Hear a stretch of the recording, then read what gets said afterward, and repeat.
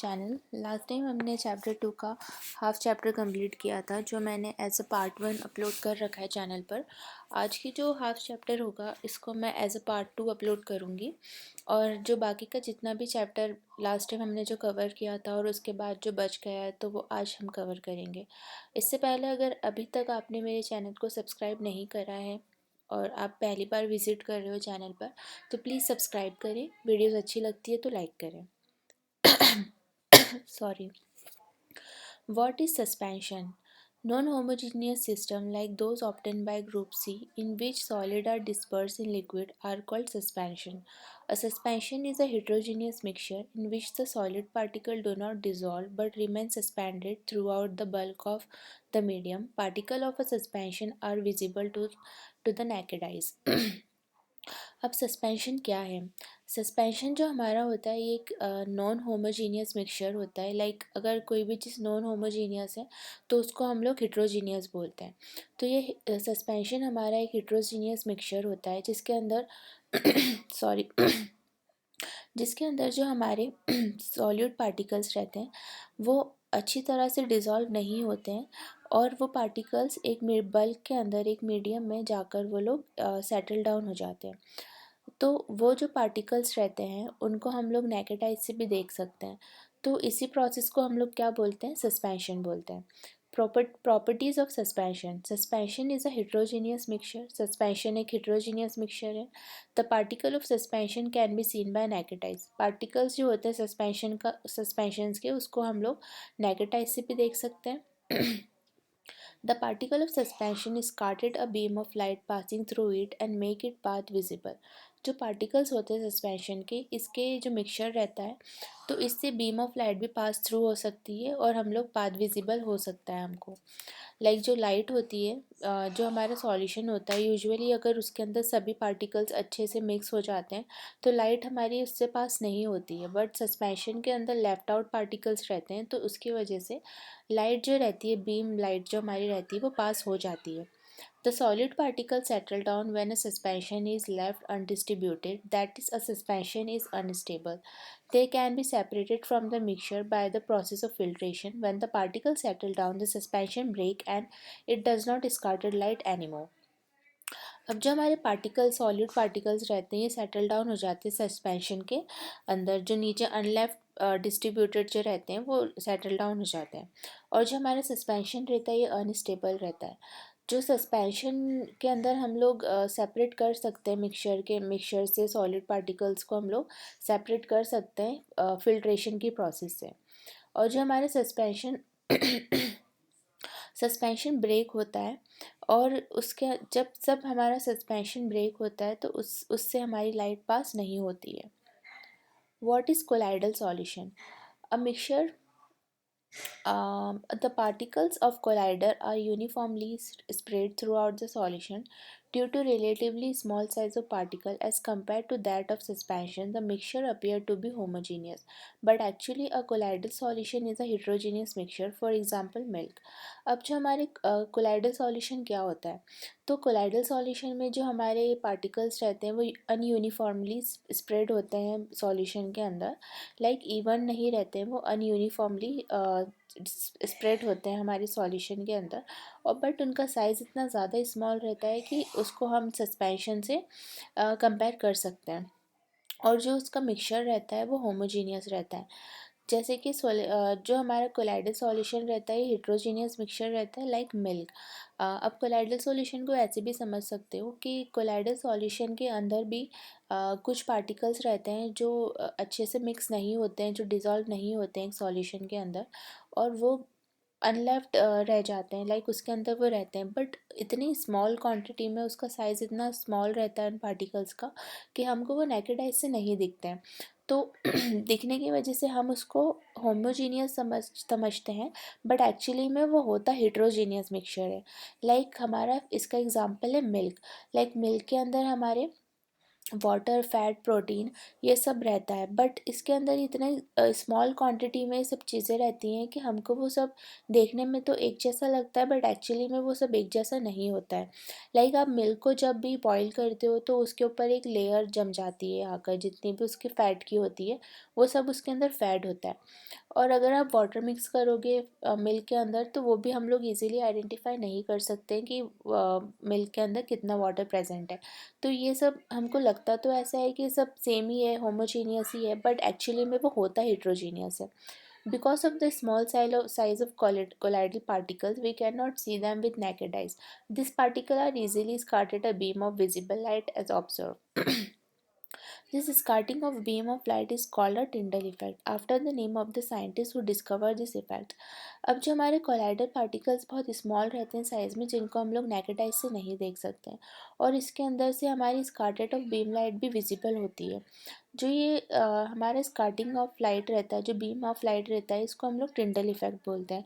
Tyndall effect हम लोग इसको इसलिए बोलते हैं क्योंकि एक साइंटिस्ट थे टिंडल नाम के, जिन्होंने ये सब चीज़ें डिस्कवर की थी।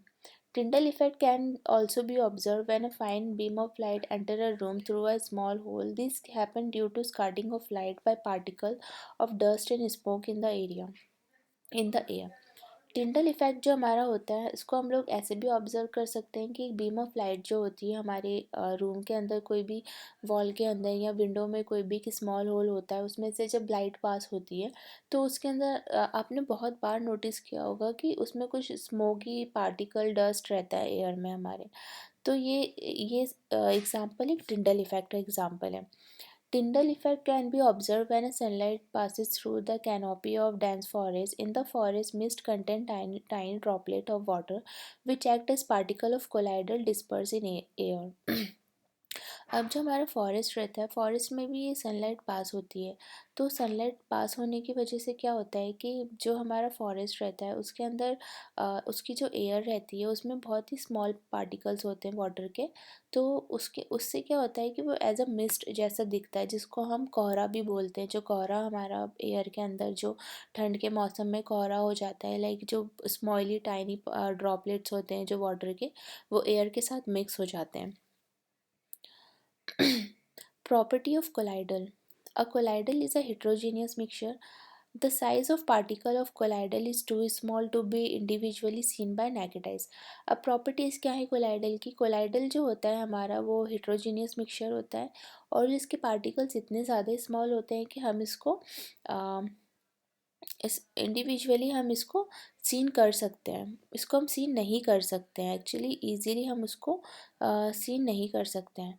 Colloidal are big enough to scatter a beam of light passing through it and make it visible path. और जो कोलाइडल हमारा सॉल्यूशन रहता है, इसमें से हम लोग बीम ऑफ लाइट भी पास कर सकते हैं, बीम ऑफ लाइट भी पास होती है इससे। They do not settle down when left undistributed. That is, a colloidal is a quite stable. और इसके टाइनी पार्टिकल्स होने की वजह से क्या होता है कि ये जो ग्राउंड पर जाकर इसके जो भी सॉल्यूशन का जो ग्राउंड होता है उस पर ये सेटल डाउन नहीं होते हैं। लेफ्टेड अनडिस्ट्रीब्यूटेड पार्टिकल सेटल डाउन नहीं होते हैं। इसकी वजह से जो हमारा कोलाइडल है ये काफ़ी स्टेबल है। They cannot be separated from the mixture by the process of filtration, but a special technique of separation known as centrifugation can be used to separate the colloidal particles. Colloidal particles का small size होने की वजह से हम उसको filtration के process से अलग नहीं कर सकते, बट अगर हमें कोलाइडल पार्टिकल्स को अगर सेपरेट करना है तो इसकी एक स्पेशल टेक्निक होती है जिसको हम लोग सेंट्रीफ्यूगेशन बोलते हैं। तो अगर हमें सेपरेट करना है पार्टिकल, तो सेंट्रीफ्यूगेशन प्रोसेस से ही हम कोलाइडल पार्टिकल्स को सेपरेट कर सकते हैं। The components of colloidal solution are the disperse phase and the dispersion medium. The solute-like component or the dispersed particle in a colloidal form of the dispersed phase, and the component in which the dispersed phase is suspended is known as dispersing medium. Colloidals colloidals are classified. Colloids are Colloids are classified according to the state, solid, liquid, or gas, of dispersing medium and the dispersed phase. A common example has given in table that are very common in everyday life. अब हमारे जो component रहते हैं colloidal solution के, वो होते हैं, एक डिस्पर्स फेज होता है और एक डिस्पर्शन मीडियम होता है। एक डिस्पर्स फेज होता है और एक डिस्पर्शन मीडियम होता है। जो सॉलिड लाइक कंपोनेंट्स रहते हैं हमारे, उसको हम डिस्पर्स पार्टिकल बोलते हैं कोलाइडल फॉर्म में। और जो हमारा डिस्पर्स फेज रहता है उसको हम लोग जो जो कंपोनेंट रहता है उसको हम लोग डिस्पर्स पार्टिकल्स बोलते हैं। कोलाइडल फॉर्म जो होता है उसको डिस्पर्स फेज बोलते हैं। और इसको हम लोग जो सस्पेंडेड होता है इसको हम लोग डिस्पर्स मीडियम बोलते हैं। हमारे कोलाइडल को हम लोगों ने 3 स्टेट में क्लासीफाई करा है, सॉलिड, लिक्विड और गैस में। और जो हमारे डिस्पर्सिंग मीडियम और डिस्पर्स फेज रहता है, इसको भी हमने सॉलिड, लिक्विड और गैस में हम लोगों ने इसको क्लासीफाई कर रखा है।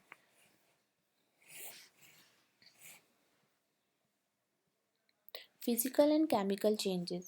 In the previous chapter, we have learned about a few physical property of matter. The property that can be observed and specified like color, hardness, rigidity, fluidity, density, melting point, boiling point, etc. are physical property. Last chapter में हम लोगों ने physical और chemical properties के बारे में पूरा chapter में बहुत सारी चीज़ें पढ़ी थी। तो अगर कोई भी चीज़ का अगर हमें फ़िज़िकल प्रॉपर्टी देखना है तो फ़िज़िकल में क्या क्या चीज़ें आती हैं, कलर, उसकी hardness, rigidity, fluidity, density, melting point, boiling point, ये सब एक मैटर की फ़िज़िकल प्रॉपर्टीज़ होती है। The interconversion of state is a physical change because a change occurs without a change in composition and no change in the chemical nature of the of substance. Although ice, water, and water vapor all look different and display different physical property, they are chemically the same. अब जो हमारा inter conversion होता है एक state का physical change में, तो physical change में ये क्या होता है कि अ, अभी हमारी एक एक मैटर है, लाइक हमारा वाटर है। तो वाटर की हम लोग फिज़िकल प्रॉपर्टीज़ चेंज कर सकते हैं, बट उसके जो केमिकल प्रॉपर्टी है वो सेम ही रहेगी। बिकॉज वाटर का टेस्ट और कलर ये सब चेंज नहीं होगा, बट हम उसका फिज़िकल अपीयरेंस चेंज कर सकते हैं। लाइक वाटर को हम लोग आइस बना सकते हैं, आइस को हम लोग मेल्ट कर सकते हैं। देन मेल्टिंग वाटर जो हमारा होता है, एक्चुअल ओरिजिन जो वाटर का होता है लिक्विड, उसको हम लोग वाटर वेपर में भी कन्वर्ट कर सकते हैं। बट ऑल दो तीनों चीज़ों का जो टेस्ट, कलर, ये जो होता है, जो ऑडोर होता है, सब सब सेम होगा। तो उसके जो केमिकल प्रॉपर्टी जो है उसकी, उस पर कुछ भी इफ़ेक्ट नहीं होता है अगर हम लोग फिज़िकल प्रॉपर्टी उसकी चेंज कर भी दे तो। Both water and cooking oil are liquid, but their chemical characteristics are different. They differ in odor and inflammability. We know that oil burn in air where water execution fire. It is this chemical property of oil that make it different from water. Burning is a chemical change. During this process, one substance reacts with another to undergo a change in chemical composition. Chemical changes bring change in the chemical property of matter and we get new substance. A chemical change is also called a chemical reaction. अब हमारा जो water और cooking oil रहता है, ये दोनों रहते तो लिक्विड है, बट इनके केमिकल कैरेक्टरिस्टिक अलग होते हैं। लाइक इनकी फ्लेमेबिलिटी अलग होगी, ऑर्डर अलग अलग होगा। ऑर्डर मतलब होता है उसका स्मेल, जो स्मेल करता है वो अलग होगा। उसकी इनफ्लेमेबिलिटी मतलब होता है उसकी कैपेसिटी, वो कितना जल सकता है, उसकी वो अलग होती है। लाइक जो हमारा बर्निंग ऑयल रहता है, वो ऑयल जो रहता है वो बर्न करता है एयर के साथ, वो कांटेक्ट में आता है। वहीं जो हमारा वाटर होता है वो आग को बुझाने के काम आता है। तो इन दोनों की जो केमिकल प्रॉपर्टीज़ हैं वो एक दूसरे से, वाटर की और कुकिंग ऑयल की, बहुत डिफरेंट है। जो हमारा बर्निंग केमिकल चेंजेस होते हैं, जो जब ये प्रोसेस होती है, लाइक जो प्रोसेस होती है एक सब्सटेंस की दूसरे सब्सटेंस से जब वो रिएक्ट करता है, तो उसमें केमिकल कंपोजिशन होते हैं और बहुत सारे चेंजेस होते हैं उसके अंदर। केमिकल चेंजेस जो होते हैं वो अगर एक चीज़ में अगर कोई केमिकल चेंजेस हो रहा है तो उसकी केमिकल प्रॉपर्टी भी उसके वजह से चेंज हो जाती है, और इसको हम लोग केमिकल रिएक्शन भी बोलते हैं। During burning of candle both physical and chemical changes take place. अब जो हमारी कैंडल होती है, तो कैंडल से क्या होता है कि कैंडल को अगर हमने बर्न किया है तो उसकी फ़िज़िकल प्रॉपर्टी और उसकी केमिकल प्रॉपर्टी दोनों ही चेंज हो जाती हैं, और उसका शेप भी चेंज हो जाता है और उसकी प्रॉपर्टी भी चेंज हो जाती है। What are the type of pure substance? On the basis of their chemical composition, substance can be classified either as element और कंपोनेंट. अब हमें प्योर सब्सटेंस क्या होते हैं, तो अगर हम लोग केमिकली देखें तो सब्सटेंस को हमने दो चीज़ों में क्लासीफाई किया है, एक एलिमेंट में और दूसरा कंपोनेंट में. Element. Robert Boyle was the first scientist to use the term element. Antony Laurent, a French chemist, was the first to establish experimentally useful definition of an element. He defined an element as a basic form of matter that cannot be broken down into simpler substance by chemical reaction. एक French scientist थे, उन्होंने ये classify किया था, ये experiment किया था कि जो एक एलिमेंट होता है उसका जो बेसिक फॉर्म होता है आप उसको एक सिंपलर फॉर्म में चेंज नहीं कर सकते हो एक एलिमेंट को. अगर आप उसमें कुछ केमिकल चेंजेस भी कर दे तो फिर भी उसका जो केमिकल जो उसका बेसिक मैटर होगा उस वो चेंज नहीं होगा. Element can be normally divided into metals, non metal and metalloids. Elements को हम लोग तीन चीज़ों में डिवाइड करते हैं. फर्स्ट तो होते हैं हमारे मेटल्स, सेकंड होते हैं नॉन मेटल्स और थर्ड होते हैं metalloids. Metal are usually show some of all the following properties. अब मेटल्स की क्या क्या प्रॉपर्टीज़ होती हैं? They have lustre. Lustre means shiny, वो शाइनी होते हैं. दे हैव सिल्वरी ग्रे और गोल्डन येलो कलर. मेटल्स का सिल्वर ग्रे कलर होगा या फिर गोल्डन येलो कलर होगा. They conduct heat and electricity. Metals heat conduct कर सकते हैं और इलेक्ट्रिसिटी कंडक्ट कर सकते हैं. They are ductile, can be drawn into wire. Ductile means कि आप उसको इतने फ्लेक्सिबल होते हैं कि आप उसको एज अ वायर के ऊपर भी आप उसे रैप कर सकते हो. They are malleable, can be harm into thin sheets. Malleable होते हैं मेटल्स, हमारे मेटल्स जो होते हैं मैलिएबल होते हैं कि आप उसको एक थिन शीट में भी किसी भी शेप में आप उसको बना सकते हो. लाइक एक आप उसको थिन शीट्स में भी उसको चेंज कर सकते हो उसकी physical property. They are sonorous, make ringing sound when hit. Sonorous मतलब होता है कि अगर आप उसको बजाओगे तो उसमें से एक अलग तरह का साउंड निकलता है. तो ये हमारी सब मेटल की प्रॉपर्टीज़ है. Example of metal are gold, silver, copper, iron, sodium, potassium etcetera. Mercury is the only metal that is liquid at room temperature. Sorry. Metals हमारे कौन से होते हैं? Golden, silver, copper, iron, sodium और potassium, ये सब हमारे मेटल के एग्जांपल्स हैं. मर्क्यूरी एक सिर्फ इकलौता एक ऐसा मेटल है जो रूम टेम्परेचर पर लिक्विड फॉर्म में रहता है. अब नॉन मेटल्स क्या होते हैं? Non metal are usually show some of all the following property. They are display a variety of colour. जो नॉन मेटल्स रहते हैं वो बहुत सारे कलर्स में हो सकते हैं, वेराइटी ऑफ कलर्स हो सकते हैं उसमें. They are poor conductor of heat and electricity. जो नॉन मेटल्स रहते हैं वो पुअर हीट ऑफ इलेक्ट्रिसिटी रहते हैं. लाइक हमारे नॉन मेटल्स क्या होंगे? एक वुड होगी और वुड होती है, प्लास्टिक होता है और भी इस तरह के, रबर भी एक नॉन मेटल ही है. तो जितनी भी चीज़ें ऐसी होंगी, जो भी चीज़ मेटल नहीं है वो बैड कंडक्टर ऑफ इलेक्ट्रिसिटी ही होता है. लाइक प्लास्टिक, रबर, वुड, ये सब हमारे पुअर कंडक्टर ऑफ इलेक्ट्रिसिटी है और इसको हम लोग नॉन मेटल्स बोलते हैं. They are not lustrous, sonorous और मेलिएबल. लाइक ये तीनों चीज़ें नॉन मेटल्स में नहीं होंगे. Non metals are hydrogen, oxygen, iodine, carbon, charcoal, coal, bromium, chlorine, etc. Some elements have intermediate property between those of metals and non-metals. They are called metalloid. For example, a boron, silicon और germanium. अब हमारे metalloids क्या होते हैं? हमने metal और non metal तो पढ़ लिया, बट मेटलॉइड्स क्या होते हैं? तो मेटलॉइड्स जो मेटल और नॉन मेटल के बीच के जो एक इंटरमीडिएटरी प्रॉपर्टीज़ वाले जो एलिमेंट्स होते हैं हम उसको मेटलॉइड्स बोलते हैं. फॉर एग्जांपल बोरॉन, सिलिकॉन और germanium. Components. A component is a substance composed of two or more elements chemically combined with one another in a fixed position. अब हमारा components क्या रहता है? ये components के अंदर एक और एक से ज़्यादा element होते हैं जिनको हम लोग chemically combine करते हैं fixed position में और उससे हमारा एक दूसरा element बनता है.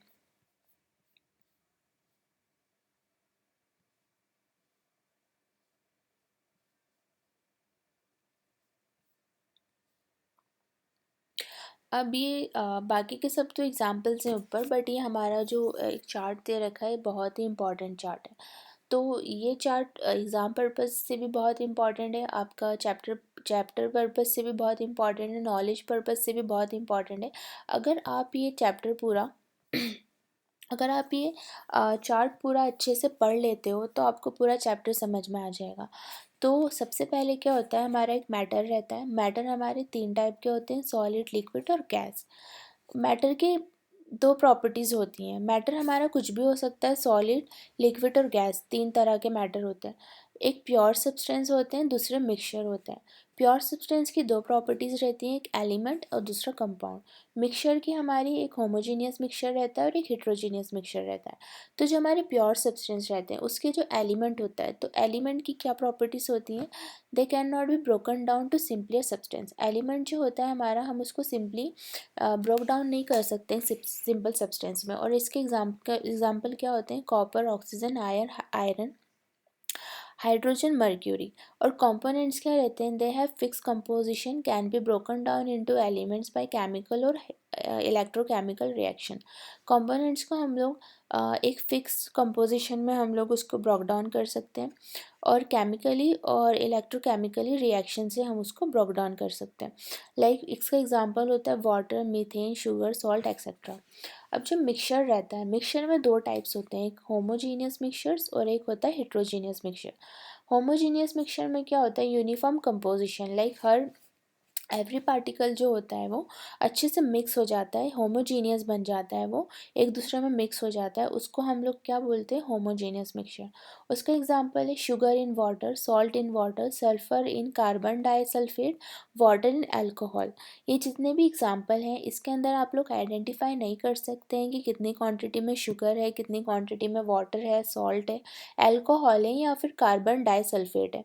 आप आइडेंटिफाई नहीं कर सकते हैं होमोजीनियस मिक्सचर में कि कौन सी चीज़ कितनी क्वांटिटी में। बट एक हेट्रोजीनियस जो होता है, ये इसके अंदर क्या होता है कि ये आप आइडेंटिफाई कर सकते हैं और इसमें जो मिक्सचर होता है, इसके जो पार्टिकल्स होते हैं ये इवनली डिस्ट्रीब्यूट नहीं होते हैं।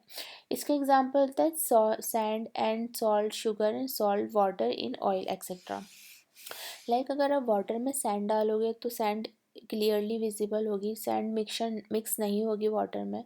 शुगर जो होती है हमारी, अगर आपने बहुत ज़्यादा शुगर डाल दी है एक वाटर में, तो एक पॉइंट ऐसा आता है कि शुगर भी उस वाटर के अंदर मिक्स नहीं होती है।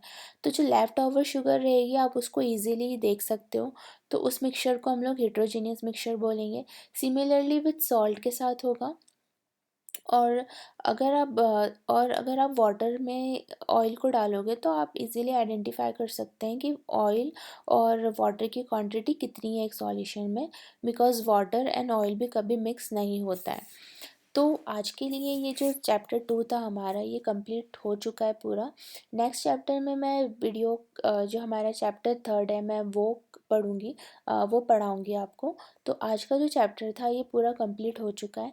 अगर अभी तक आपने मुझे सब्सक्राइब नहीं करा है तो प्लीज़ गाइस मुझे सब्सक्राइब करें, मेरी वीडियोस को लाइक करें।